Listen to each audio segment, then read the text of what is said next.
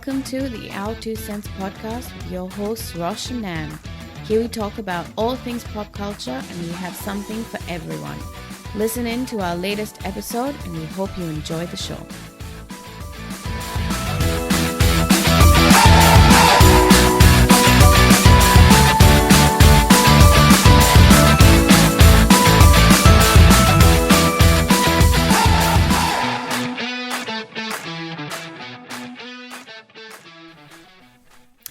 Hello and welcome to episode 83 of the Our Two Cents podcast with your host Nam and Rosh. And today we have a very special episode because we are celebrating the end of one of the best shows of all time. The show that has brought so much joy to so many people's lives in a time of... It's literally, I think, the definition of love in the time of COVID. love in the time of Corona. Called Ted Lasso. Yeah. So we are going to do an episode just dedicated to Ted Lasso. Yeah. We've done that with all of our other favorite shows that have ended. So yeah, it's only fair that we do that. Ted Lasso. Mr. Lasso gets the same treatment. Yeah. Yeah. Okay. So what are we actually going to be talking about today? Well, we're talking about the finale, the season, the series or season. We will also discuss that point. I think that's something we need to talk about. So we don't know whether it's the series and or season finale. Not sure yet. It's episode 312. Yes. Basically. That we need to talk about. I don't know if we'll do a good, the bad, and the ugly, but just like points that we loved and points that we didn't quite love and didn't quite. Do we want to focus just on the finale episode?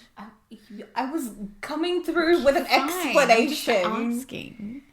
Just want to clarify. So like the finale, and then we can talk about like season 3 as a whole, and then talk about the show, and what we love about it. Sounds good. Moments, and then we can. Sounds like a plan. Finish. Sounds like a plan. All right.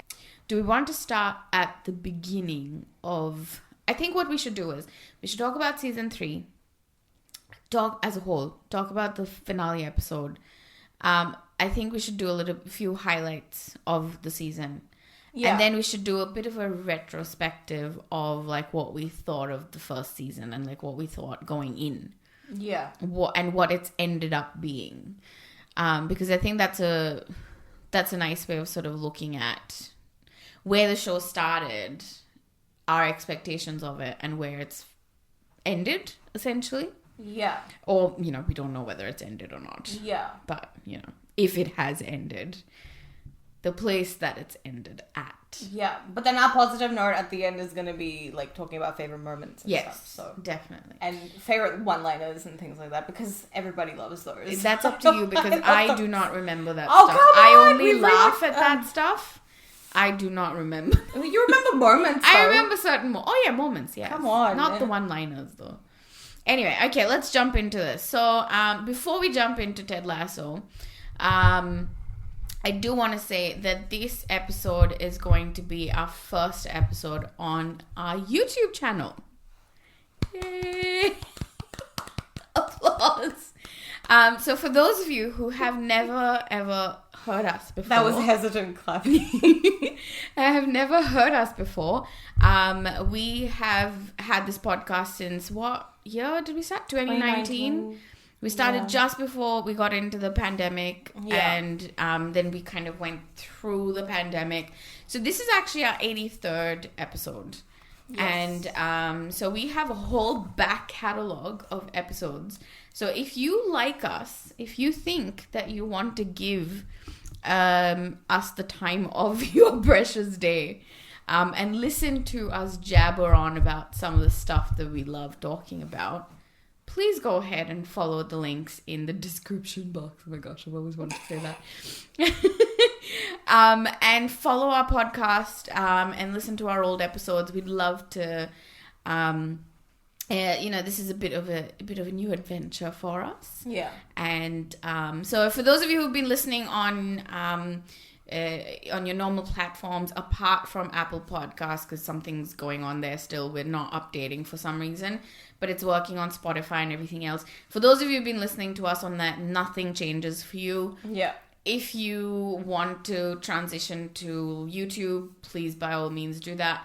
But this is essentially just a new way to reach more people. Yeah. And so if this is by some weird algorithmic way you found us, this is our first episode on YouTube, but we do have 82 other episodes on our Spotify podcast and some other platforms as well. Yes. And so please check us out on there.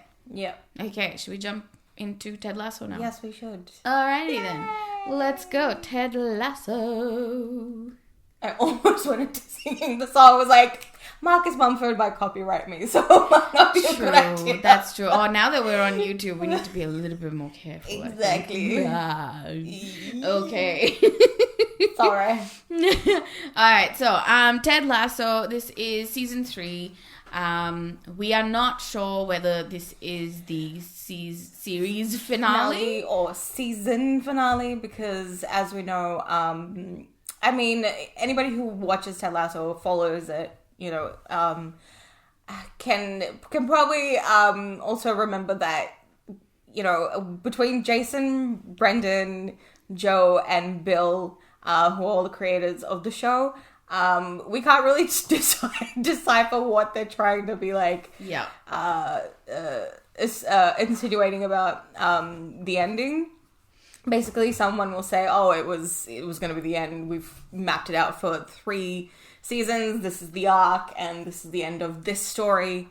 And for a while, everybody was like, "If it's the end of this story, then I guess then that's just it." Yeah. And then Brendan Hunt, who plays Coach Beard as well in the show, has been saying, like, you know, it's the end of this story, but like we've got, you know, we're not ruling anything out, but we need to sit with it for a little bit, like decompress, all that jazz. Yeah. So who knows if there's a spin-off coming, if there's a season 4 coming. We need a women's team. We need we're going to talk about that, I guess, when we get into the episode, but I think personally, I feel like this is the end for Ted Lasso. For Ted, yeah. Because honestly, if they didn't have the writer's strike, I would have said no, it's not the end.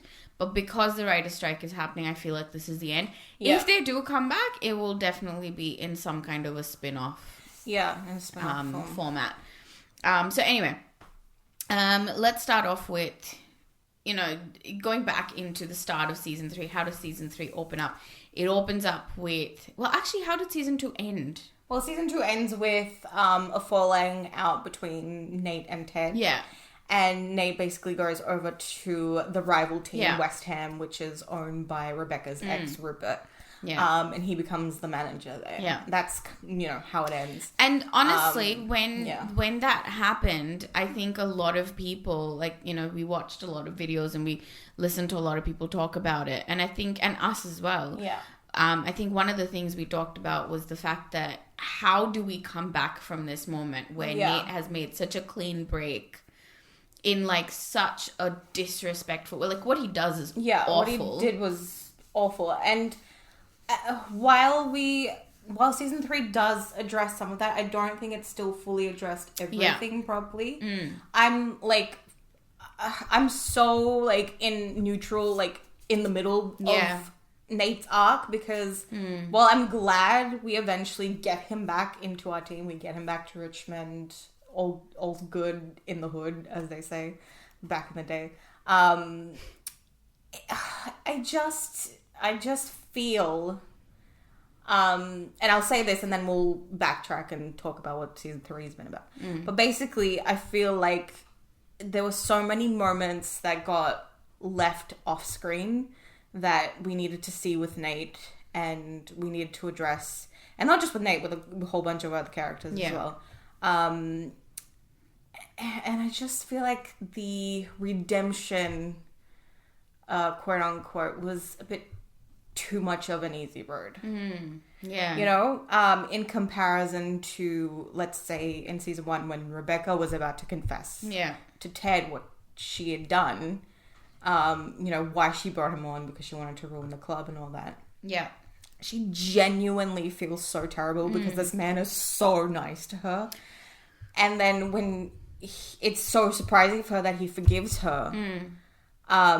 And that's really the start of, like, their really great bond. And then even in season 2, after Jamie has done all these horrible things to the team, he's said such awful things, he's acted badly.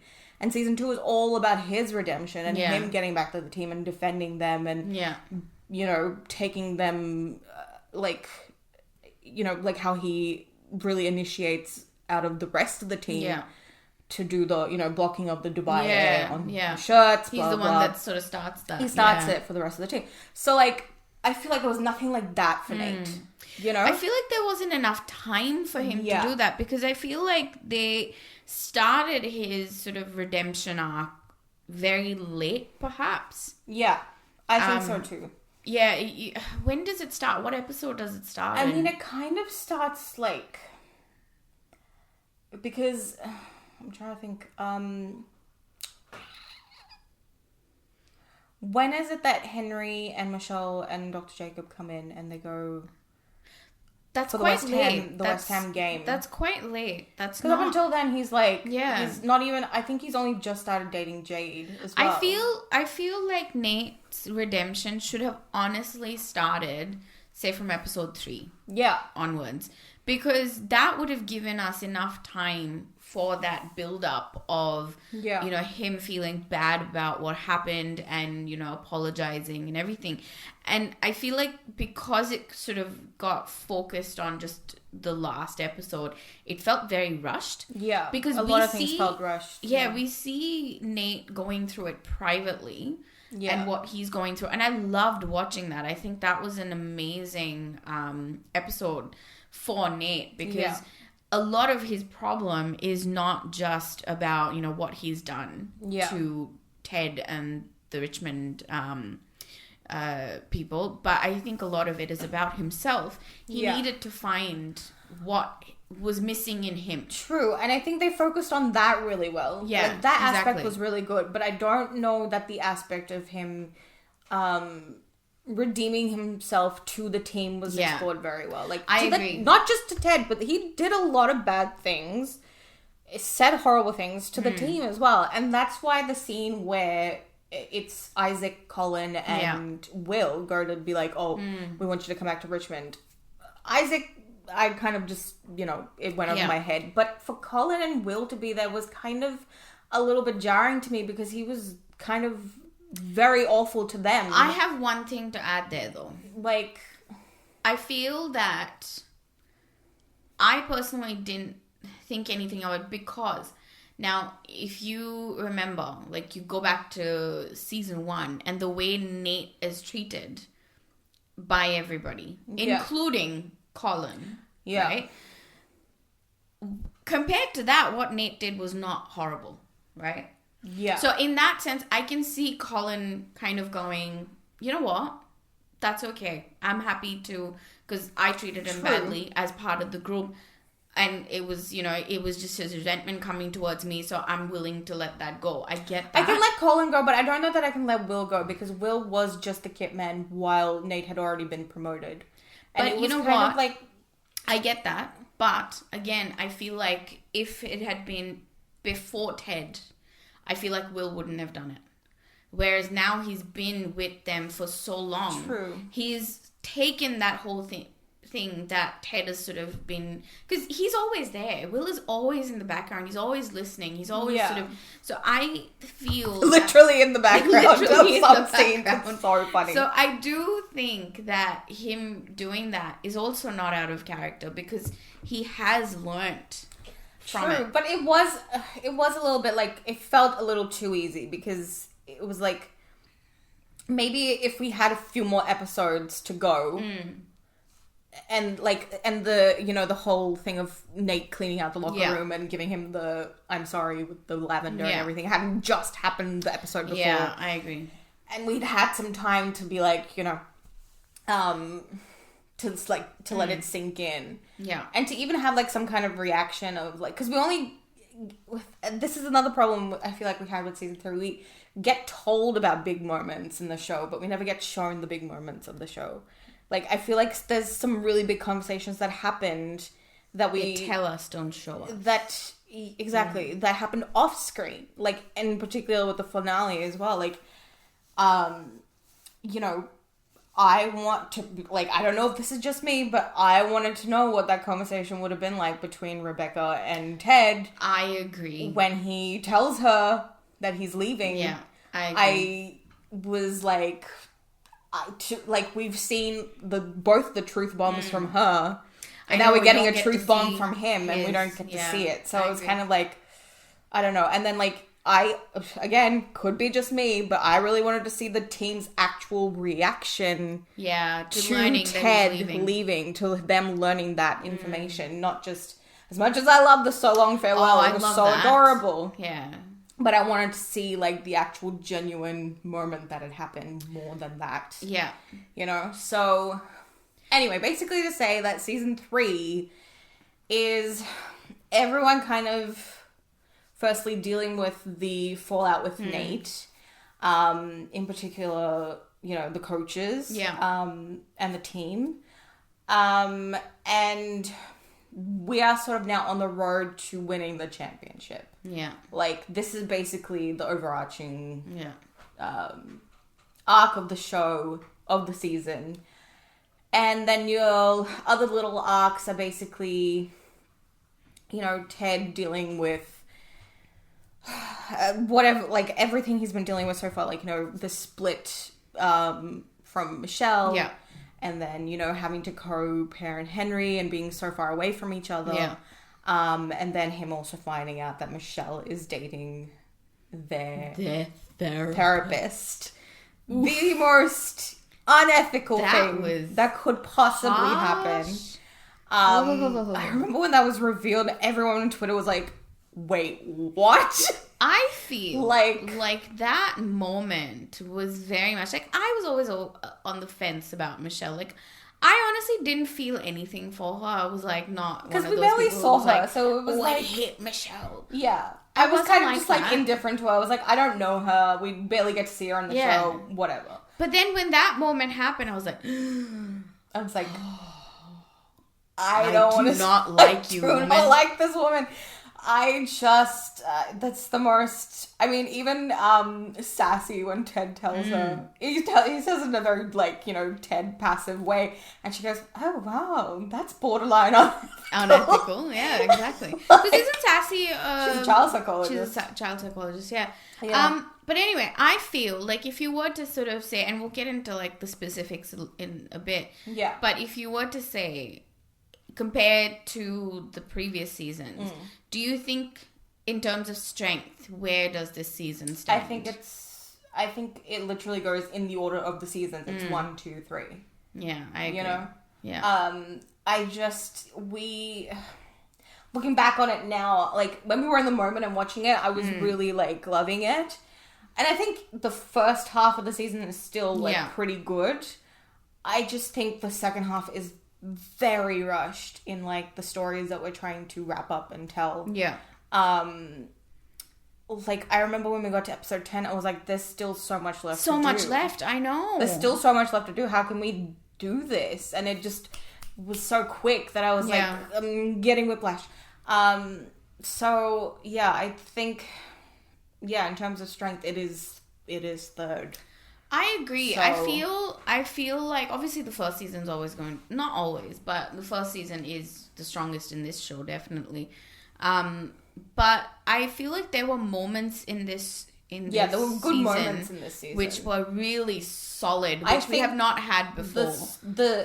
In terms of, like, a full episode being really, really good, there's two. I think Sunflowers, the Amsterdam episode. Yes. And I think International Break is also really good. Oh, yes, those two were really good.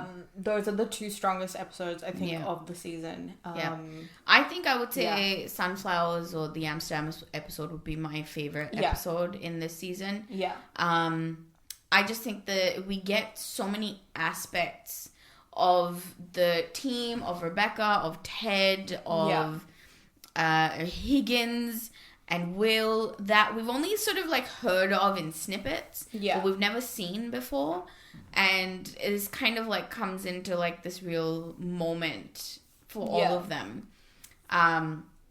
So I think good segue here to kind of go into some of the characters that kind of sparkled in this season. Yeah.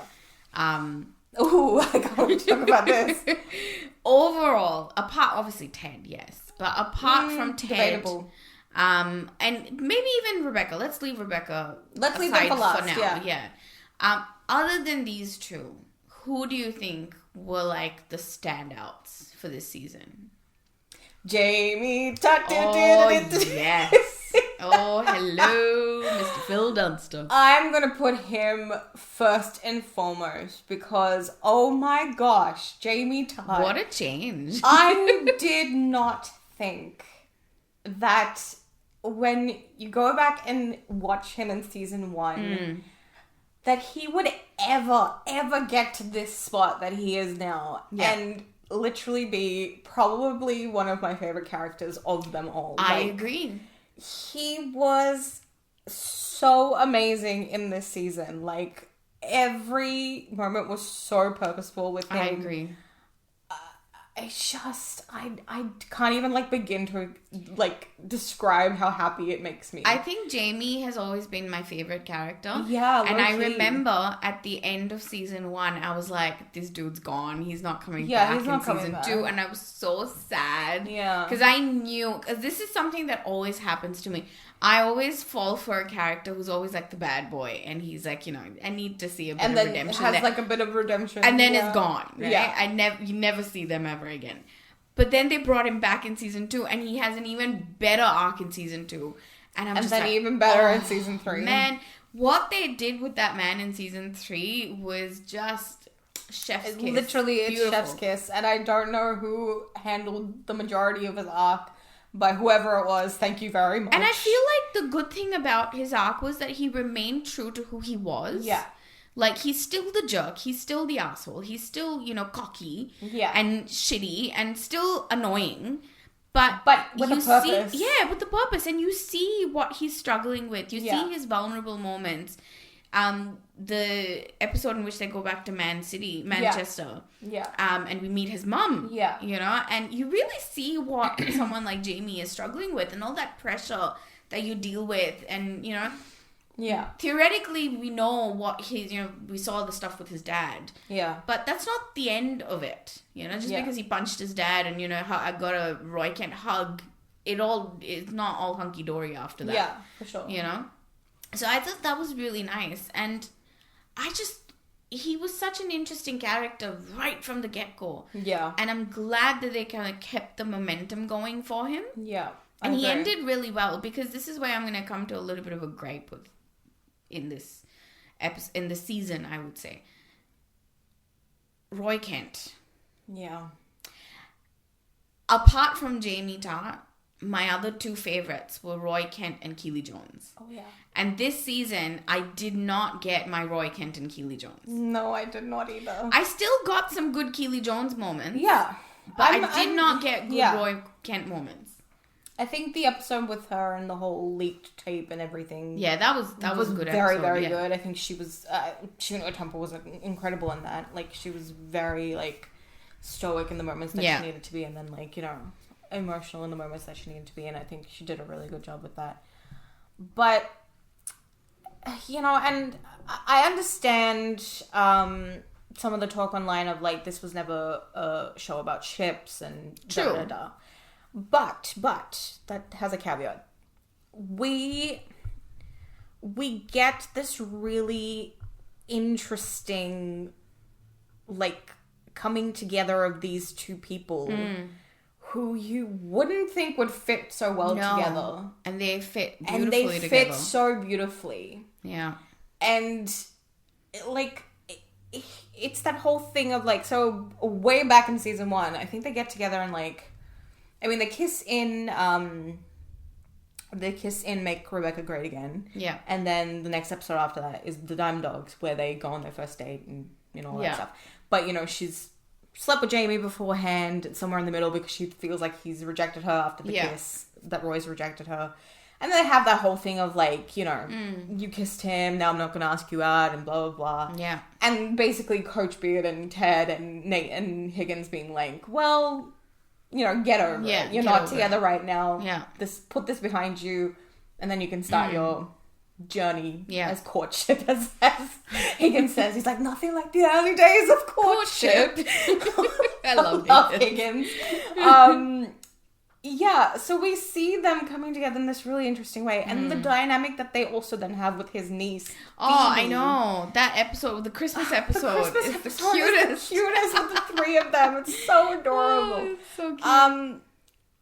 And this whole thing is that, like, they're so, like, at the opposite ends of the spectrum. She's, like, Miss, you know, sunshine and rainbows, and he's, you know, Oscar the Grouch, basically. Grumpy and Sunshine. Grumpy and Sunshine ending up together in a relationship. Yeah. There was hope for all of us out there. They were our representatives of, like, you know, these two, like, opposite ends being together and really gelling and really fitting together. And it made sense because they were both from the same world. They shared things in common. And he was so, like, you know, supportive of the things that she wanted. And she also encouraged him to rise to the occasion and, you know, to let go of the negative things that were holding him back and, you know, go on to be a pundit and go on to be one of the coaches. Like, she encouraged all of that out of him. And they were so well suited to each other. And then the breakup in season 3 made no sense. Yeah. Them barely having any scenes together of, like, trying to mend the relationship back together until the very end. But even that didn't go anywhere. Yeah. I get that we had to have the little thing with Jack in the middle. I understood okay with that. The Jack thing. I'm fine with that. Fine. She needed that to, like, sort of push her towards the space that she was in because of the breakup. Yeah. I mean, but Jack I turned feel out to be like an idiot, after but the whole Jack thing, it should have been... the show should have, or rather the season should have ended with these two together. Oh, yeah. Because I totally agree. Did not make sense. And look, even after the episode with the whole Manchester City thing, when it ends with Jamie sitting there and then Kent and Keely join him and they all three of them sitting and having a drink together and Ted sort of looking on with was a really smile cute. on his face. Yeah. But then they went and ruined it at the end, didn't they? That I was not, like, even within that scene in the finale, Roy is literally saying things like, whatever happens on Sunday, just know I'm proud of you. Like, you know, and Jamie being like, no one's ever said, I've never had someone in my life who said those things to me. Thank you so much. Yeah. And then they start fighting over Keely. Like, within the same scene, within the same breath. And I was a bit on the fence about that. Initially, I was like, you know what? In a way, it's kind of like a fight like this is not going to come between their built friendship. But then I'm thinking, it's Keely, though. Sort of did. She is important. Yeah. You know, she's not some insignificant girl that they're hitting on. Exactly. And she's important to both of them and to both of their histories. Yeah. And maybe one of their futures. But, like, it just felt so unnecessary. And, like, she could have easily come to the conclusion of not being with either of them like she does. Without this whole fight thing, this stupid, unnecessary fight happening. I actually don't have a problem with her ending up with neither of them. I also don't have a problem with that. But I don't like the fact that they had to fight over Keely. Exactly, but the next bit to that is that I'm glad that Roy at the end does recognize that he needs to be more mature. And, like, he's like, what does he say in that scene? He's like, this whole year I've been trying to better myself, but I'm just the same person. And then, you know, Higgins coming out with Higgins with his classics and being like, you know, human beings aren't going to be perfect. And, like, you know, we have to take, you know, who we are and just, you know, try to better ourselves no matter what. And then that in our own way, that's perfection. Or I'm paraphrasing what he said because I don't fully remember, but, you know, Higgins with his amazing quotes. And then he does, you know, he goes, like, as we see at the end of the episode, he is in therapy with Sharon. Yeah. I think that's the step to whatever the next step that he needs to take, because we forget he was a protege in soccer. Yeah, exactly. He's never football. known anything else. He started playing at 9. This has been his life for like 30 years. Maybe. I'm miscalculating. I don't know. Maybe he's 25. in his 40s, yeah. 30. Yeah. Let's say 30. But like, there is going to be so much trauma and so much like stuff muddled in his head from that like, he's gonna have to walk everything through. that he's been through. So I completely support the fact that he's taken this step. I think that's amazing, and we get to see that. And, you know, that he is now the new manager of the But team. I think he could have gotten to that point without that fight with Jamie. Exactly. Yeah, I agree.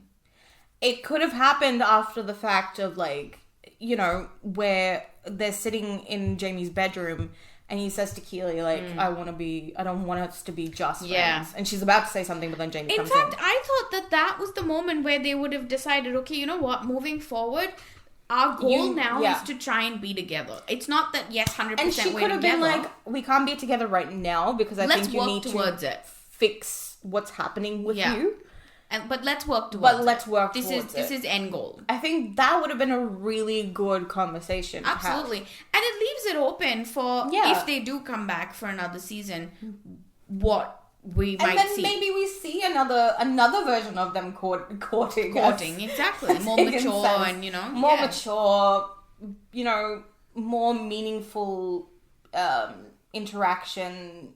You know, it just, I don't know. More settled. More settled. Yeah, more settled, definitely. Both settled within themselves, you know? Definitely. I will say, I think one of my favorite things about this season was the addition of all these, like, secondary sort of storylines, especially with Sam, because we get introduced to Sam. Obviously, early on, like, you know, Ted sort of notices him first because Sam is similar to Ted. You know, he's out of his comfort zone, he's in a new country, and you know, he's missing home, similar to Ted. So I feel like we've always had this sort of affinity with him. He's almost like I wouldn't say a mirror to Ted, because he is very different. True. But he is sort of in that vein of like a similar, where he's trying to make a life for himself, you know, and he's trying to sort of stand up, but he's doing the right things. Yeah. And I think... I agree. Yeah, and I really, really liked how they've shown Sam. And towards the end of it, like, I really like the bit where it's in the international break when he doesn't get selected for the World Cup. Yeah. He's really bummed about it. Yeah. But he doesn't let that stop him. Yeah. And I think it's such a nice sort of way to look at this character. In fact, we've grown to love, absolutely. Like a nice little addition, not just seeing him in the Nigerian team. I would like to have known how he got there, because Edwin Akufu made it a point to be like, I will make your life a living hell. You will never get on that team. So how did it happen? Maybe Rebecca. Maybe Rebecca. I mean, I hope so. Know, could be that. Actually, it could. Actually, I think when international break happens and then there's that last scene with Ted and Rebecca on the newspaper, it says something about like Edwin Akufu's dream to have something strike or something like that. Well, it was about the super. It was about the super league, team. Yeah, the Super League. So it was like Super League cancelled or something like that. So I guess that's bad enough press. Isn't as where his strong. influence has kind of gone down. So I guess it's a little something. But I mean, yeah. But yeah, Sam. I mean, Sam's just another great character that I love, and he was so like timid and shy at the start, and then like he's come into his own so much over the 2 seasons. He's so confident now, like, and he knows who he is. Yeah, you know, and I love he's that. Amazing, because the whole experience with Jamie, and he was so like, you can't bring him back, you can't, and now they're friends. And now they're best friends. Thank you very much. I don't care if Jamie says that his best friend is Isaac. Oh my god! Because who's gonna contest that? Colin. True. Speaking of Colin, I think this is where we bring in Colin and Isaac. I think this is a really great relationship. And that whole episode of Colin. Yeah. Well, let's talk about Colin first. I was sure from the moment that child mentioned Grindr that he was going to be gay. I kept saying it. I was like, yep, this is going to be a storyline. But you know what? Again, I didn't really think much of it. I was like, oh, he's just like a small-time character.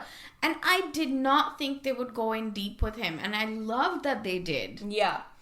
Yeah, I think he had some great moments in the season, and I love that he built a relationship with Trent Krim, who was also amazing this season. Yes. Love that we got Trent for like the whole was such season. a good addition. It's like, yes, I love Trent so much.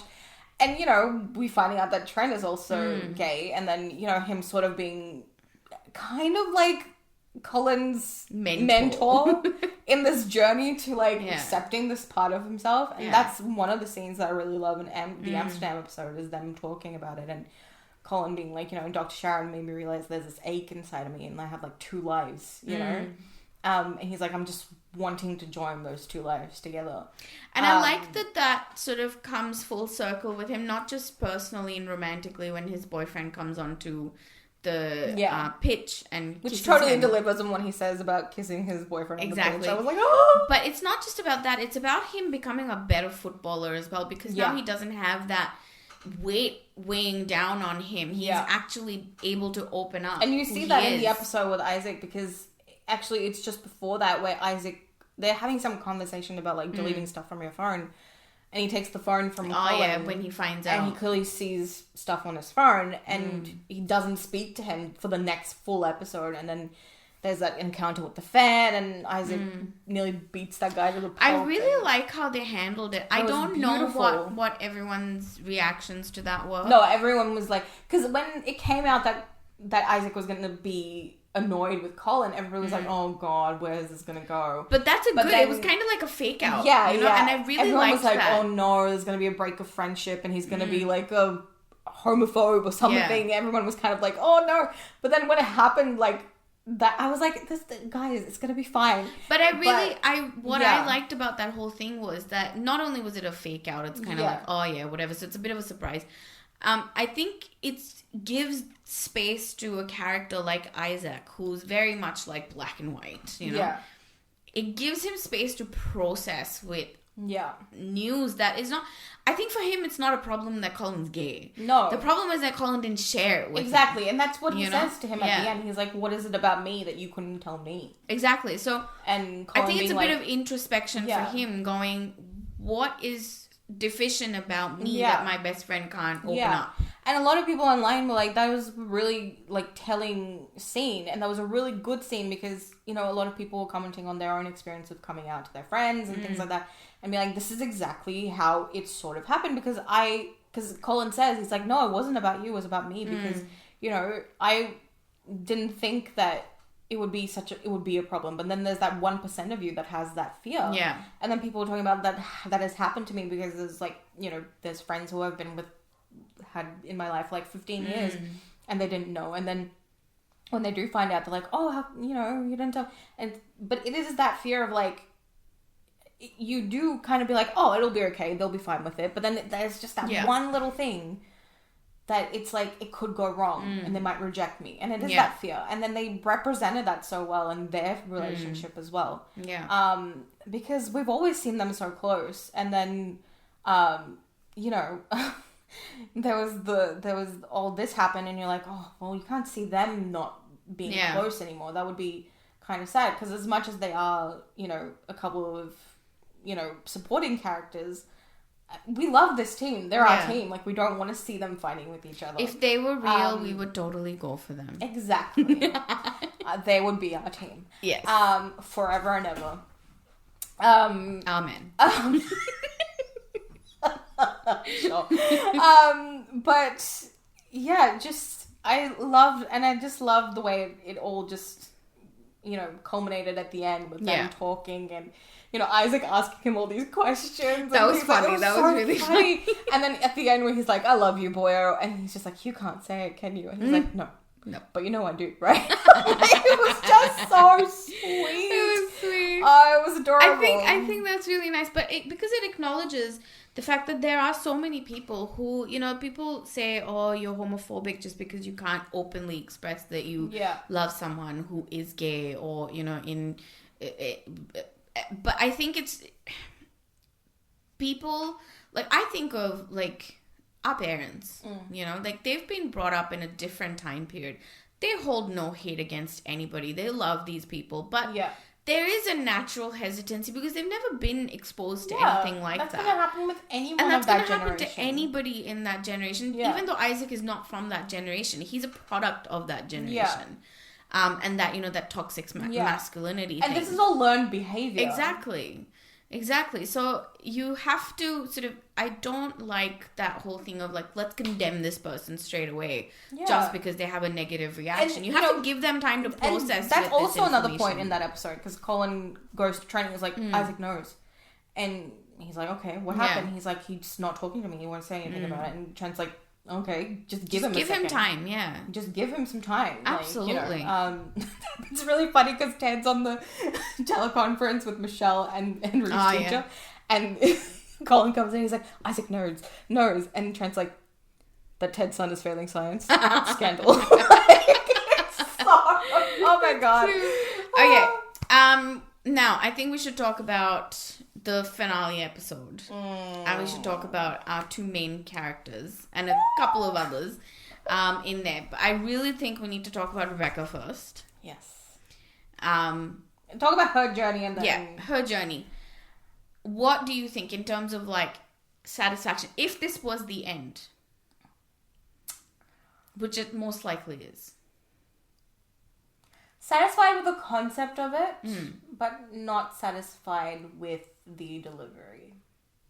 Because again, it felt rushed. I will agree that it felt rushed, but you know what? I don't particularly have a problem with it. I have a problem in the sense that I don't know. I really don't know. I think Broke Guy is hot. Oh my God, he's so hot. He really is. Hot Dutch guy. Hot Dutch guy, sorry. HDG. No, HDG. Hot Dutch guy. Yeah. Trademark. Hot. He doesn't have a name. He doesn't have a name, guys. He does not. He's in the Amsterdam episode. We never learned his name. He is very, very hot. I think the potential of him is interesting. I know that we've talked about this and you were like, oh, I love it, it's great. But and that, you know, it stayed at that one night. And I'll tell you why I feel the way I feel. You finish your point, though. I get all that. I get it so much.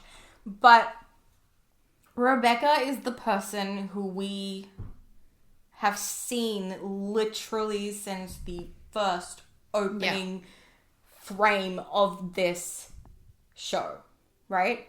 We have been so invested in everything that has happened in her life, from the divorce with Rupert, and then, you know, her learning to accept herself outside of that, and like learning to accept that people aren't going to hurt her, aren't going to like leave her just because he did. Building friendships with these people who she was trying to ruin, and now, like, you know, she's been through so much, and she's been through a lot in season 2 as well, with trying to find her journey of like self-acceptance, yes, but also like someone to love and to be loved by. Like, and you know, there was some great stuff with Sam, amazing stuff with Sam, and then to only be given someone for her to have potential with in episode 6. Like, and the thing is, her journey in this season was like, again, she goes to the psychic. The psychic gives her all these signs of like, you know, this is going to happen in your life and that's going to happen, and you will be a mother, you will have a family, you know, green matchbook and shite nining armor, and, you know, all you're upside down but you're safe, and water and thunder and lightning never happened, by the way. Oh, yeah. Just putting it out there. Oh my gosh. Thunder and lightning never happened. Just a little Ted Lasso continuity just a little issues there.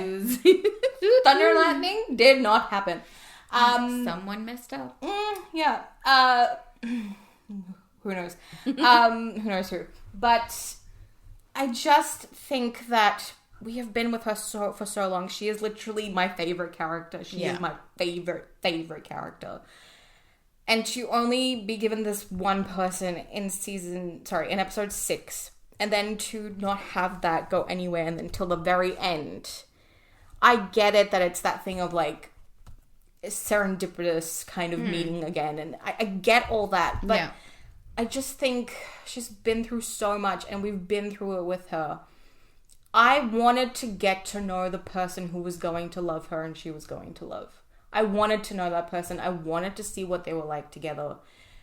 It could have happened that, you know, they meet at the start of the season and then Amsterdam happens and then... So, like, get to see a little bit of her romance. Exactly. Like, maybe, you know, I don't know, maybe Amsterdam was the opening of the season and then somehow they meet in, like, episode 4 or something again. Like, because he's a pilot. He can literally go anywhere, right? So, and then have them doing the banter. Like, they have chemistry. We know that. To see that unfold throughout the season would have been amazing. And then maybe something happens in the end, like, they lose touch somehow. Yeah. And then the airport scene happens. Okay, and it's so like, I have 2 ways of looking at it. The romantic in me and the absolute, like, super fan of Rebecca. I go with your point. I would love to see a bit more romance. And plus, I want to see a little bit more of the hot Dutch guy. He is hot. And, you know, the 2 of them were like, oh, fire. They were quite hot, yeah. They were like the perfect Viking couple. Yeah. They were like... I could imagine them, like, on Vikings, you know? If you don't already know, we are huge fans of Hannah Waddingham over here. Massive. Yeah. We love her. If you are listening by some serendipitous chance, please can we say hi? We love you so much. I'm literally putting a call out. I'm begging. We love you. We would love to interview you on this podcast. Oh my God. I think I would die of shock. I would die of shock. But we would love to talk to you. So put the word out there, people. Put the word out there. We want to talk to Hannah. Can you imagine if by some weird chance she listens to this? Hi, by the way. Hi. And she's like, you know what? These 2 random girls sitting in Australia, I'm going to give them a chance. I'm actually going to talk to them. I think the whole, like the first 5 minutes of the interview, I wouldn't know what to say. I don't know what to say to you. Oh my God. You're stunning. You're beautiful. Stop looking at me. My God. I can't handle it. Anyway, so this is what I was saying. So there's 2 ways I can look at it. So my absolute, like, love for Rebecca, I agree. I would like to see a little bit more of the romance between them. My second way of looking at it is this. I loved their interaction in the Amsterdam episode. Yeah. I think it was perfect. I think it was really good. That chemistry, they don't sleep together, but that they have that fire, right? Which, you know, if they do, it's going to be like crazy, right? It was gonna be good. It would have been good. Yeah. And on top of that, like, you see absolute kindness from him. You see care. You see that he's not hitting on her and being creepy and checking her out, and, you know, he's concerned for her. He's making sure that she's okay. He's making sure that, you know, all of that. She has not had that from anybody that we've seen. Yeah. Sam, perhaps. But again, Sam is a bit different. Yeah. Right? And, like, even with Ted, it's totally different. I'm talking about romantic relationships. I know, but I'm just saying she has had kindness up until now. But I'm talking about in a romantic sense. Yeah. Right? So, in terms of, like, a romantic sense, her husband, who was her most trusted person, has never shown her that. Yes, he swept her off her feet with romance, but he hasn't shown her kindness. Yeah. Especially after the divorce. He's never been kind to her. Yeah. So I think for her to experience that perfect joy in that moment, and it's simple. What is the word? Oh my God, I forgot what the word was. It was a Dutch word. Gezellig. Yeah. Right? And she's, you know, she's not even, her hair's not done. Her makeup's not done. She's not that perfect coiffed Rebecca. Exactly. Right? That we see. And I love that, yeah. He sees her as nobody else sees her. Yeah. Right? And that is so intimate. Okay? That moment is so perfect. I am happy with that because at the end when they meet, I know I can trust this man to take care of her. To take care of my Rebecca. He better. Right? That's all I'm saying. So in that way, I don't need to see that relationship evolve. In fact, it leaves that almost that fairy tale feeling in my mind, because maybe if I see too much, I might not like it. Do you know what I mean? True. You expose too much and you may not like it. But I just wanted more. I wanted more. Like I said, I'm okay with the concept. Yeah. I like all this. This is great. This is good, stuff to bounce off of. Yeah. Yeah, I want to know the person who absolutely loves my Rebecca, because I love her so much. Yeah. And I just want her to be... So I'm justifying my feelings towards it in this way. That I am happy for her to be with him. And we do see them together at Higgins' barbecue at the end. And she's wearing jeans. She never wears jeans. Yeah. And she looks so casual, and her hair's all not perfect. And so she can be herself with him. She doesn't have to be this made up businesswoman all the time. Yeah, I love that. And I love that. And that little glimpse of her, with the little girl, it gives me the assurance that she's going to be, that mother figure. And she has a family. Yeah, exactly. Her family is Richmond. She has the family. The family is Richmond. And the mother aspect, I guess, is the girl. Side note, production. People. Oh my gosh, yes. Do not cast one child to play two roles, because we will notice. We know that the little girl in the mirror was also the Dutch guy's daughter. I didn't notice that. You noticed that. I literally went, that's the same kid. Are you sure? Yes. Oh gosh. I know. Trust me, I know. Maybe it's not that noticeable to other people. Everyone's talking about it. So, casting director. Oh my god, that's funny. I'm sorry, but we noticed. Oh gosh. Okay.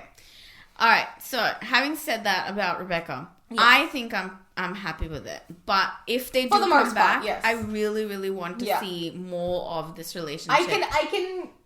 I can get to a good place with her. Of being satisfied with it. And this is where we come to our last, but not least, Mr. Ted Lasso himself. We're going to talk about Ted, and then we'll just talk about some quick little things in the finale that we loved, didn't quite love, and then we'll move on to the rest. But Ted, in the finale, did not feel like my Theodore Lasso. No. He was just different. He felt checked out. Checked out? Yeah. And maybe that's the vibe they were going for. But it just didn't feel... It felt... This was not the same... And he changed between one episode. I know. Like, he had that great moment with his mum with the whole thank you, F you scene. Yeah. And then, him breaking down at the end when she mentions Henry. Yeah. That didn't need to be there, Mum. Sorry. And I think that's what ruined it. Yeah, you didn't need to do that, Mum. Sorry, Dottie Lasso. Mother. We blame Dottie Lasso. We blame Dottie Lasso. She's not a good mum. Sorry. Who comes to London for a full week, then sees her son, stays for 3 days, and then goes off while he's sleeping. Like, what? After leaving such a big, Dottie moment Lasso on him. needs a session with Not everything can be fixed with sunflower seed bread, Dottie. Okay? Sorry. Whatever. Anyway. He felt checked out. He felt like he was just bubbling up under the surface, and any minute off screen he would absolutely explode with everything that he's holding back. He was just, he felt like he was white knuckling the seats. I agree. He didn't look... I wanted him to be able to feel his feelings. All that work that we've done has felt his feelings throughout this series. He has been so vulnerable in front of a lot of people, in front of Rebecca, in front of his friends. Yes, he didn't cry and have a panic attack, but he trusted these people with this information about himself. And, we know that Nate took that and ran. But then... And he's been vulnerable in front of Dr. Sharon, and all these things have happened to him, and we just want this man to be happy because he deserves it. He deserves it more than most people, and we understand his reasoning for wanting to go back. We understand it's about Henry, but I wanted just him to be oh my god, I'm leaving this place that has literally saved my life, has changed because my I life. feel, and this is something I've been grappling with. I've been grappling with since the end of the finale. We watched it last Wednesday. And one of the things, like, in my head, I'm just like, I have to be satisfied with this, but how can I be satisfied? Because number one, like, he's never going to be perfectly happy, because if he decides to remain at Richmond, he doesn't have Henry with him. And if he, goes to, which he does go back to Henry, he doesn't have Richmond with him. So either way, either situation, he's never going to be perfectly happy. Yeah. Right? So, and then he's not the type of person who would be like, you know what, Henry, come and live with me, leave your mum. Right? He's never going to do this, especially right now. Henry's too young. True. I mean, look, Michelle's not a bad mother. She's actually a good mother. So you can't sort of be like, oh yeah, Henry, go live with your dad. He's too young for that. Maybe when he's 16 or something. Yeah, right? When he can make that decision himself when he can make that decision. But right now he's too young. And I think that across the board, everybody has said it makes, this ending for him going back to Henry, asterisk there, makes sense. Because that is what it's always been. That's what's been the plan. But what has not been the plan is for him to be so silent in the face of other people's emotions. I agree. And I'm even okay with the, how we were talking about, like, or if that sequence at the end is a dream sequence or not, that, he's not there at Beard's wedding. I'm okay with that. I'm not, though. The thing is, I mean, I guess we'll get to that, but, like, I would restructure the whole thing, to be honest. I would. Ideally, I would. Yeah. I'm not happy with it. I'm not saying I'm happy with it. I'm okay with it. Yeah. I'm okay with it. I could learn to be okay with it in some other regard as well. But if like how I was saying, like, he has felt so much of everything that he's going through in front of all these people. These people are his family now. Yeah. And for him to have, like, very neutral reactions to people showing him emotion... He's never done that. Yeah. He's always embraced people's emotion and given back as well. And so, even with the whole So Long Farewell, he was like, great job, guys. That was perfect. Yeah. It felt very, like, one note. And then, like, even Rebecca being really emotional in the bleachers to him of, like, you mean so much. Like, I feel like I would be underpaying you for how much you mean to this club. Yeah. And she's like, consider that this is also your home. Yeah. And then she says, would you please stay? And she's getting really emotional. Like, she's blubbering. Someone made a really good point. They were like, she said about 190 words in that whole scene. He said 3. Anything, yeah. He just said, yeah, I do. But I think and then even the airport scene, I can still be like, in the bleachers, it was a great monologue for Rebecca. It was a great moment for her to have just that one note. But the airport, she's vulnerable a second time. And she's even more vulnerable. She's actually crying. Yeah. Properly, full on sobbing. Yeah. Nothing. And I just wanted, and I'm not saying he had to break down or anything. Yeah. But just, like, hug her a little tighter. Yeah. Take a little longer to let go. You know what I would really like? If they do come back, I hope that this has an impact on their relationship. Because, see, I've never shipped them. Yeah. I'm not a shipper of Rebecca I like the concept, but... I'm okay with it. If it was to ever happen, I would be fine. If they had set it up that way. But they've never set it up that way. And I am not a shipper because I am one of those people who I love to see platonic relationships. Yeah. Good platonic friendships. Yeah. I do not like it when they muddle everything with sex. I can see what people are saying about it. I really can. I am not going to be one of those people like, just because, this happened doesn't mean that it's actually going to happen. Or like, your opinion is wrong. I'm never going to do that to people. No, of course I can understand why shippers are feeling a certain way right now. Absolutely. Sometimes you just fall for a couple and you think, they're great. I get it. And you know what? To be honest, that first scene, the cold open, was a little bit of a bait. It was. Which one? Like, of him coming into the kitchen. Oh, yeah, definitely. And I was like... That was big. People are not going to like that, and I personally don't like that either. I don't like it either. I was like, don't do that to people. Yeah.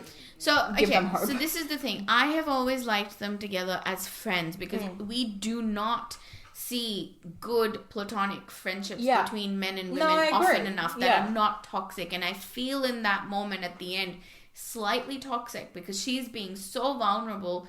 He doesn't say anything. So if they do come back, if something does happen, like, I hope that has some kind of impact on their relationship. Yeah. Because they're soulmates. Oh, yeah. And he did not respond in a way that would have made her feel as if she can trust him. Yeah. You know, with what she's saying and what she feels for him. Because it's not a romantic love. It's very much this love of this friend, dear friend that she's losing. Yeah. Of this person who has become such a big part of her family and her life. And who has always embraced her emotion. Absolutely. In the past. And in this one moment, you do not. So I feel like if they do come back, this needs to be referenced. Yeah, it does. Yeah. And even just him at the end, I just... So again, you know, we've had this whole thing with Dr. Jacob and everything throughout the season, and he's kind of spiraled, like, Ted kind of spirals in the middle when he's like, oh, you know, they're going off to Paris, they're going to get engaged, blah, blah, blah. And then in the finale, we see him with Henry and Michelle watching the game. Yeah.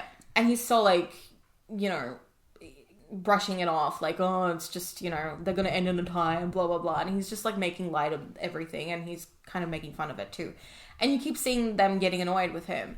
And then he's not there at the end, right? Like, so that's just it. That like, that whole... Doctor are together or not? The game is just where we see him, and then that's it. So, like, it's too ambiguous. It's too ambiguous. The ending is too ambiguous. And the creators have said it's purposely ambiguous. I don't like that. And I don't like that. Because, again, we've seen him going through this whole journey. What was the point of him getting a divorce from this woman and learning to live with that situation and, you know, going into this co-parenting thing and, like, all this stuff happening, if they might just end up back together and fall into the same spiral? Because I don't believe that they won't. Like, I agree. Just because she's might be happy with him again because he's this different person from London doesn't mean she's then gonna also then be satisfied. No. Because I think old stuff would just end up coming back. I think, look, they will always be a family. They will always be a family, because and that's what he says in that episode when he learns about this. And he, you know, the next episode after he's had like several sessions with Dr. Sharon in that montage, and he says at the end, he's like, you know, this whole situation has really ticked me off, but we have to learn to be co-parents. We have to look, because any way you look at it, we have to raise this kid together. Yeah. And, you know, I love Henry and I love our family and whatever shape that looks like. So that's and him you can't forget the fact that they met when they were in high school. Exactly. You know, they've been kids since, you know, they've grown up together, essentially. They've had a child together. So, and it's not that, you know, something really heinous happened and, you know, yes, she cheats on him, but he only finds that out later. Yeah. But at the time, he doesn't know what's happened. So, and he's not the type of person who would hold a grudge. Yeah. I can't talk. Who would hold a grudge. Yeah. So I get that. But I think it was the responsibility of the writers, because you have been championing from day one good mental health, good communication, good relationships, positive relationships. Yet you've got your title character who is ending on this very ambiguous note where we don't know whether he's happy or not. And I like the whole callback to, you know, think of what Higgins says about perfection. Yeah. Nothing is perfect. And yes, no situation is perfect. No. You know, Rebecca, if she ends up with Hot Dutch guy, yes, she gets a daughter because she's a stepmother, but it's still not a perfect situation. She's not... Physically, she can't have a kid, you know, whatever. That's what we assume from the doctor's call that she receives a few episodes ago. Yeah. But neither of their situations are perfect. Yeah. And Ted's isn't either. However, you can be in an imperfect situation, yet find happiness and peace within that. And I don't feel that Ted finds peace. And it's not about like, oh, he's with his son, he's happy. That's not the issue. Yes, he is happy with his son. Of course he is. How can he not be? But the thing is, you know, people are like, oh, but he goes back to, like, break the spiral that, you know, that happened with his own father. He wants to be able to be there for his son. And that's fair. Absolutely. I get that. But isn't it also a good message to you know, be like, embracing this thing that you've lost and being, and trying to mull that over in your head and trying to accept that. Embrace the grief of losing what you have lost. Exactly. Yes, that's what I was trying to say. Embrace what you have lost, and use that as a lesson to one day teach your son in the future of coping with an imperfect situation. You can't have everything you want, and that's that whole thing of like what Beard says to Henry when they're listening to Hey Jude, that guy playing Hey Jude, and he's like, you have the ability to take a sad song and make it better. Yeah, exactly. Like, just because your parents are living in separate countries doesn't mean they don't love you. Yeah, you have the power to take a sad song and make it better. And I think Ted doesn't, or at least we don't see him do it. So I feel like I don't know what went wrong. Is it something? And I feel like Brendan had kind of messed it up by doing the Reddit Ask Me Anything. I feel like he shouldn't have done that. Because leave it. Especially so close to this, it should have happened like a few months from now. Emotions are still too. Oh, we're too raw still. Oh my gosh. Because anyway, he and this is the thing. Like we get that scene in the middle, where Trent is looking over the notes that they've left on his book, and Ted is left like, oh, love the book. One suggestion, I would change the title. It's not about me. It never was. I get the meta-ness of all that. Yeah. But, people are like, oh, it was never about Ted. And, it's called Ted Lasso. It is about Ted. We have been invested in his story since the very beginning. Like, we want him to be happy, and we want him to find that balance in his life, and I think he's a little bit off kilter right now. I feel like it doesn't have to be. I agree, it's not about Ted, it's about everybody else. But despite that, all of those people have received whatever little ending they have. Yeah, we know that they're happy. We know that they're left, secure. Most of them are left on a good note. Yeah, but even it doesn't have to be about Ted. I'm trying to say, it doesn't not have to be about Ted and then end this way. Yeah. I hope that makes sense.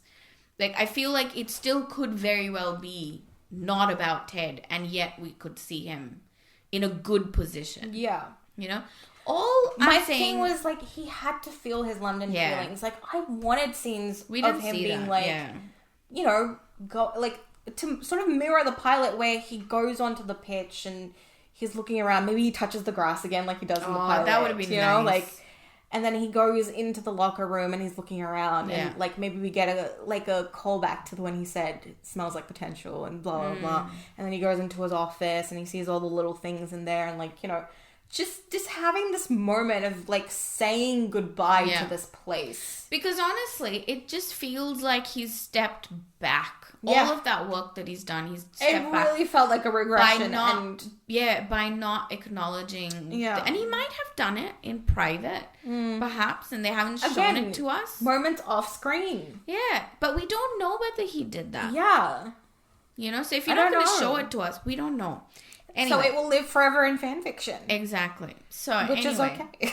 I think we should end on a positive note. Stuff we liked about the finale? Yes. So good things that we really enjoyed about the finale. Yeah. So Long Farewell.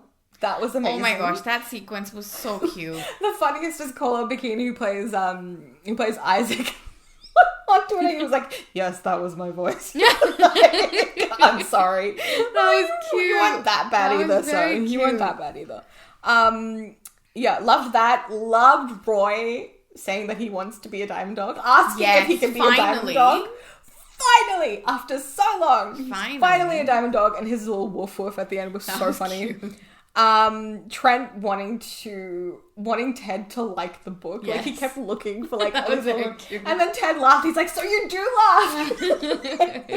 But you only laughed at page 43? What is wrong with you? Loved that. The game itself...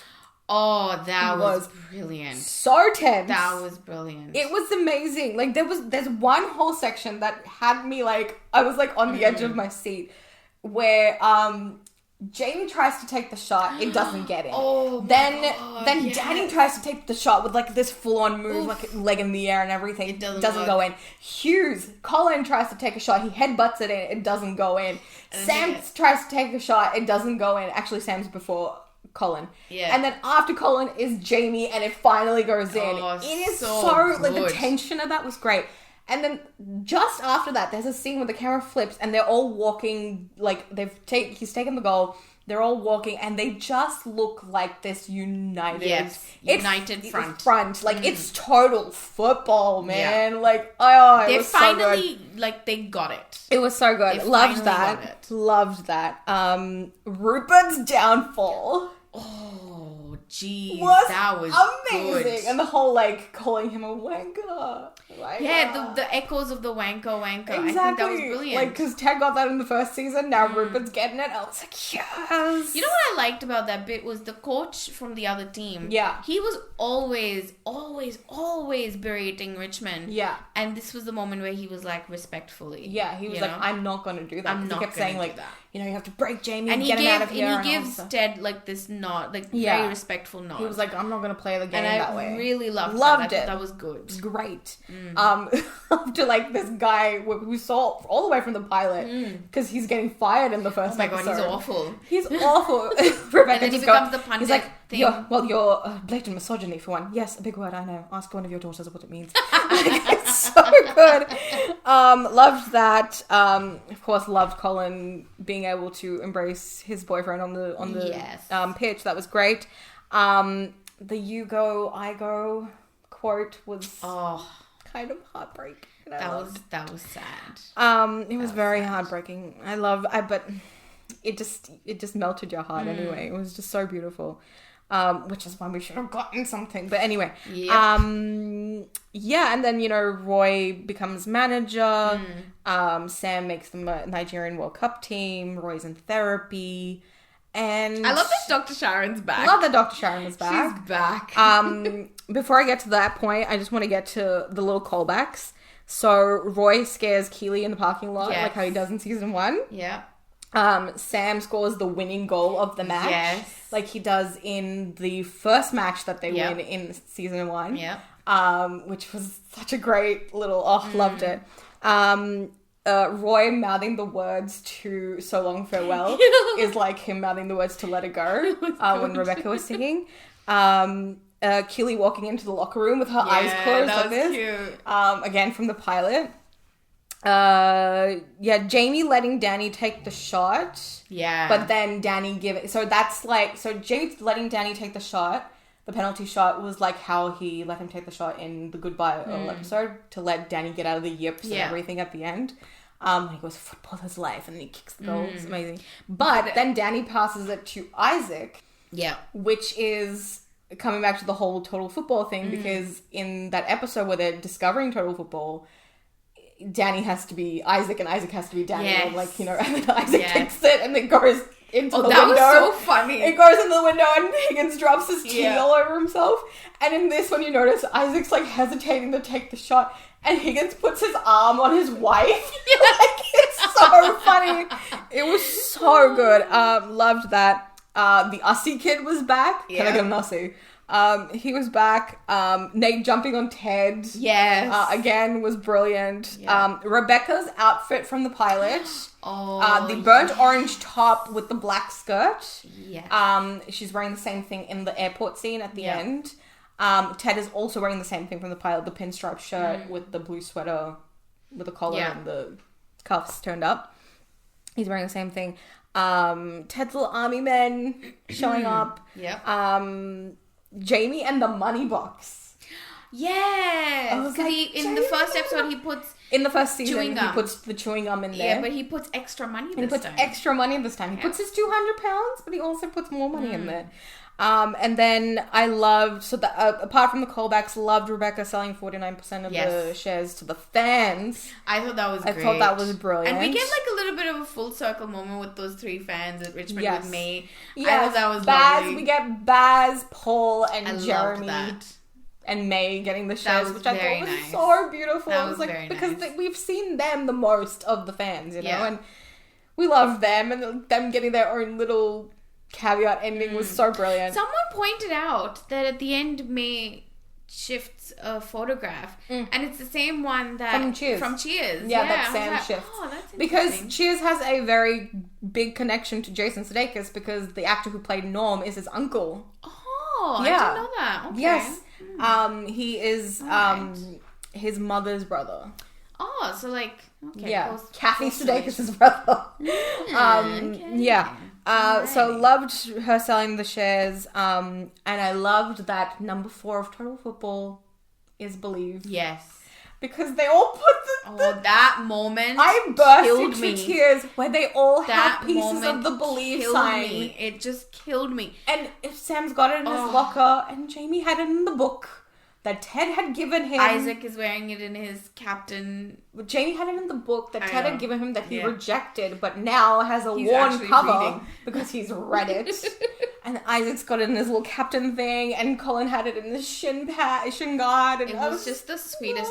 I cried in that moment. So I didn't cry at all, except that. And then all of them putting it together like a puzzle, and then Ted is going, and there it is, number 4, and everybody's like, it's belief. And then that someone pointed out when they put it up on the thing, it was the Katsugi. Yeah, the gold. I think that's the name. Yeah, I think it's. I think it is. The gold, bringing it all together was brilliant. But in the little montage that we got, we saw Keely bring a joint statement to Rebecca saying AFC Richmond women's team. Yes, women's team. Yes. Could this be the future of this show? I think it would be amazing. I think it would be a really interesting. I don't know. I would love it. I think that would be great. I think that would be amazing. You know, them being the leads, maybe. That would be cool. Them doing They'd obviously have to bring a manager. And you know what would be awesome? Who would be on the team? Shannon.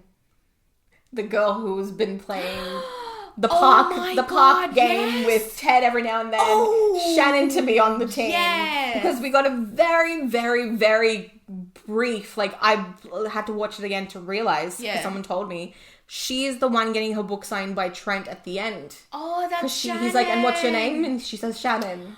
Oh my god. So it was Shannon. I was like, we haven't seen Shannon all season, and then you drop her in at the end. She's not been there this season. And it could be, because she was in school. Maybe she's at college. Yeah. Oh my god. But still, I was just like, Shannon. Oh, I like that. I like that. Shannon to be on the women's team would be amazing. Well, we need to think of who could be manager. Maybe Jonathan Rhys-Meyers could come back as Joe. Or I know Jason Sudeikis says it's the end of his arc, but maybe if Ted wants to come back and do it. I think it would be amazing if he comes back as the women's manager. Can you imagine how much fun that would be? The so shenanigans.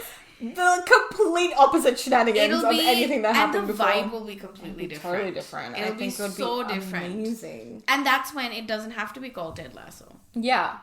And they would just be like, who is this? It would be the sort of the same, like the guys being like, who is this guy? He can't coach us. And the same sort of thing, but then they know who he is now. I mean, they know who he is, but it would still be like unknown ananymore. Why is he coaching us? Why can't we have someone else? Anyway, sort of thing. He left. It'll be that thing of he left. Why is he coming back? Oh yeah, true. Yeah. Why he left us? Why is he coming back? And then he proves his worth by being. Oh my gosh, we can write this, or you can write this. Bill Lawrence, call me up. Write it. Write the pilot. Challenge accepted. Yeah. Is there anything else that we maybe didn't love or did love? I don't want to end with a negative note. No, we're not ending with a negative. If we didn't love something, you know what? I think we've already talked about that. I think we've talked about pretty much everything. I think that's all in my notes. Yeah. Yeah. I want to end on a positive note. It was with its faults, with its things. I still feel this show is so special. And look, if it doesn't come back, it doesn't come back. But if it does, amazing. It's a bonus. But I think just it's such a special show. I have not loved a show this much in a very long time. Yeah, I agree. I've not loved a show in a very long time this much. I feel like it's not just about that. It's like there's so much to learn from this show. It's such a good show. I know there's a lot of swearing and there's a lot of bad language, but honestly, I would show my kids I would still show my kids the show. Sue me, maybe I don't have kids, but if I did have kids and they were a bit older, I would be okay with them watching it, because the lessons that you learn in this are really, really positive, because kids are watching all sorts of crap. Yeah. On there. Might as well watch something that actually will show you the kindness of humans. Yes. We watch so much stuff that focuses on so much negativity and sadness, and this talks about all of that, but the in brightness such a and the positive way, and the honesty and holding yourself accountable to things. Yeah, exactly. You know, and being a better human being. Being a better human being. It's like, this came at a time when, yes, it was the pandemic. Yes, it was a bad time. But look at what was happening around the pandemic as well. People were being so awful to each other. Yeah. And like, you know, the protests were happening, and like, and Trump was still technically president at that time, and he was just saying the most horrific things. And it wasn't just him, it was people who were like, you know, people who were against each other because they wanted to get a vaccine. Exactly. The anti-vaxxers were against the vaccinated. And vice versa. And it was just... It was just so a horrible time. And then this came along, and it was just like... A breath of fresh air. Yes, we got onto the bandwagon a little bit late, but for those who started watching it when it first came out, it was like... And the thing is, we were... Again, in a lockdown when we started watching it. Yeah, because for those of you who are new to this, we are in Melbourne. Yeah. In Australia. So in Australia, we started watching it. We had our historic lockdowns. People all around the world know about this. Long lockdown, and that's when we started watching. I think we were like in a third lockdown. We were like down in the dumps when we started watching. It was the third lockdown by then, and I was just like, I can't do this anymore. And then so our history with this is basically, let's talk more generally about Ted Lasso, and then we'll finish up. Our Ted Lasso journey started because of the lockdown, but also I had seen the promos all the way back in the day of the character Ted Lasso. So this was all built around NBC promoting the Premier League in the US. And they wanted like a sketch to be done, and Jason Sudeikis put his hand up, and he was like, I can have this character. And it was basically Ted Lasso coming to coach Tottenham Hotspur and just having no clue about it. And there was so many things that actually made it from that into the show of him being like, how many countries are in this country? Like, 4. like all these little things. And so I had seen those ages ago. And then, of course, like nothing happened. It was just those promos. And then I believe in that time they had started developing the show.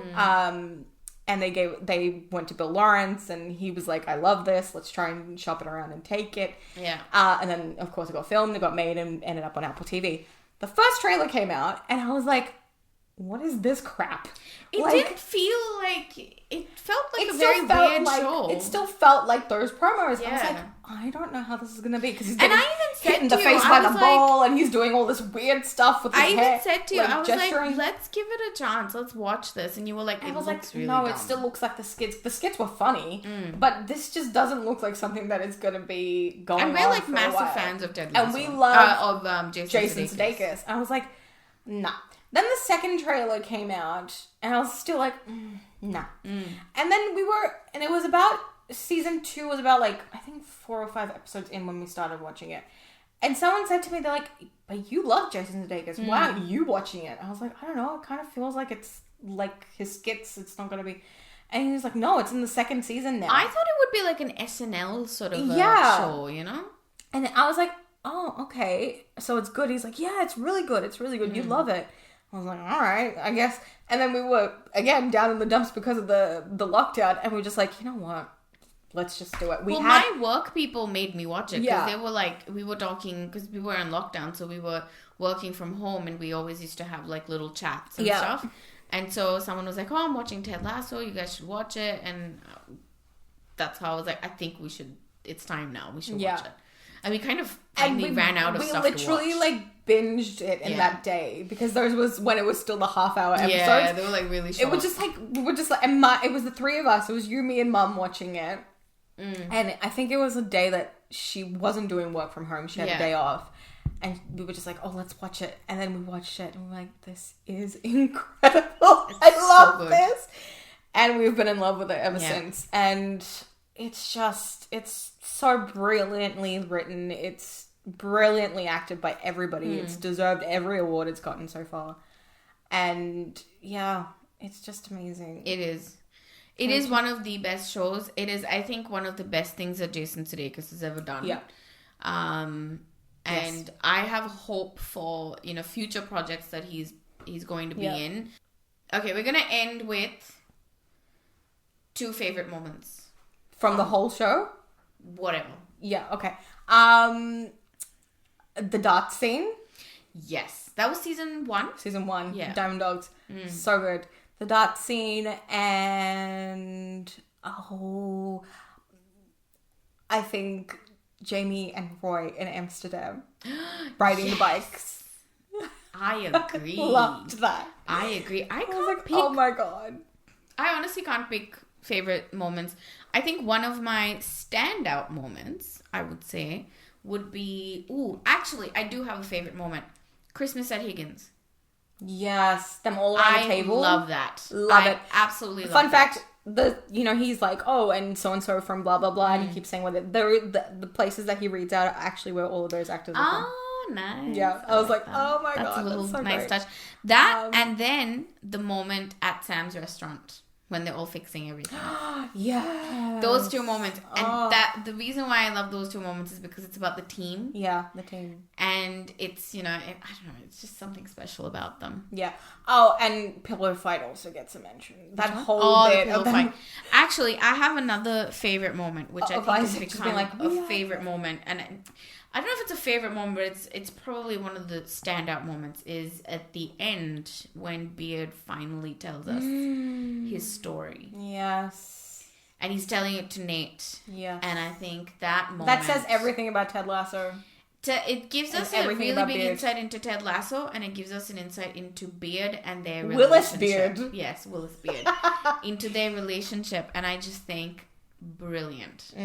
Very, very nice. What does he say? And Nate's like, oh, like Les Mis. And he's like, yes, our story does resemble Les Mis. I was like, oh my God. There were so many references to Les Mis this season. Oh my God. I was just like, okay. So anyway, I really hope that they're coming back. I know. But I will be okay if they do not. I'll be okay in a while. If after this whole writer strike and everything happens and we come back and everything and they say for good that it's done, I'll be like, okay. Bye-bye. But if they keep saying it's ambiguous and we might come back and we might decompress, I'm like... I feel like they themselves don't know. I'm never gonna... until they say I'm never gonna be able to, accept this for a while. So, anyway. So... Thank you for listening, and for those of you, if this is your first time hearing us on YouTube, as someone I know says, on the YouTube. On the YouTubes. If this is the first time you've heard of us, please go ahead and check out the rest of our episodes. We will slowly put our old episodes up on YouTube as well. Yeah. So this is our first YouTube episode, but it is our 83rd episode in total. So we do have quite a few for you to listen. Yeah. And if you want to hear a particularly good one, if I want to plug one of ours, is I think episode 30. It's on The Mummy. Yes, The Mummy. It's our favorite film, and it is our favorite episode that we have done so far. I like a few of our other episodes too. True, I like the Jane Austen one as well. The Jane Austen one's good too. But we've done some really good ones, so please check them out. And subscribe, and hit the bell icon. I can't believe we Oh my God, I've always wanted to say that. Yes, thank you for everybody who's been listening. I just want to say quickly, thank you to everyone who's been on this Ted Lasso journey. Yes. I have talked to so many great people on Twitter.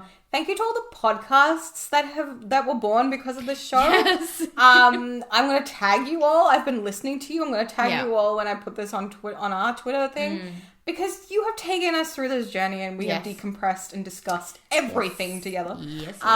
So thank you so much for being on this Ted Lasso journey with us, and hopefully it is not the end. But if it is, thank you. Thank you. So please follow us on our socials, which will be listed down below. Go listen to us, to our other episodes, and follow us, subscribe, like, and we shall talk to you next time. Bye.